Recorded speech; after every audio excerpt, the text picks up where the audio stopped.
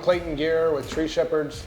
Been with Tree Shepherds since 2009 at the start of the tree surgery division.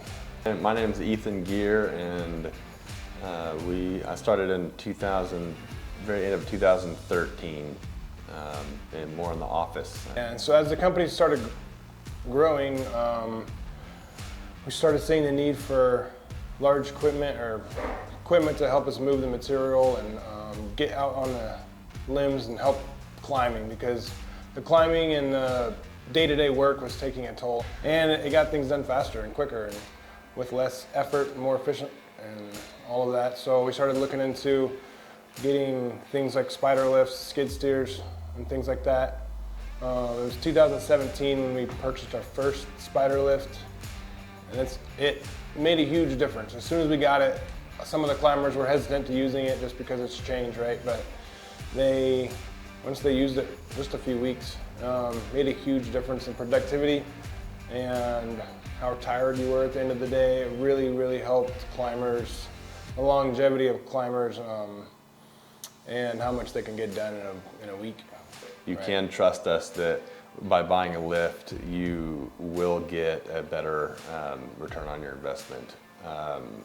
We did it based off of gut feel at first, and we were very happy that we did. And the quality of work improved. The quality of work when pruning was another big factor and the reason that we were looking into getting a lift. Because our pruning standards is we prune from the outside of the tree inwards. And so some very large trees have very long limbs and the top maybe broke out in a storm or something like that. It's hard to get your rope and your climbing scope correct to be able to get all the way to the very tip of those limbs and make the right cuts. And so with a lift, you can go right there, make those cuts, come down, go to the next and make the cuts. You don't have to move around the whole tree. So it took what used to be a 6 to 7, 8-hour tree, cut it down to maybe 3 hours. You have one guy doing it and you're not near as tired, and you have one guy on the ground. I mean, the amount of people and labor that goes into it made it much more safe, much more efficient. Even though it was sort of a gut feeling, I personally called, I think, 3 people and all of them said, I've already bought 2, I'm about to buy my 3rd one, or I'm about to buy my 2nd one. And so when I heard nothing negative about them and only positive things, we decided to pull the trigger. Right. A lot of people ask us too why we didn't go with the bucket truck, and it just comes down to versatility. At least in our area, you can't get a bucket truck anywhere except the very front trees, and we're often in the backyard, so you can only use it for half of the work that we needed to complete. Yeah, it's much more safe to be in a bucket than climbing. There's just less things to go wrong. You're not reliant on your rope systems that are securing you to the tree.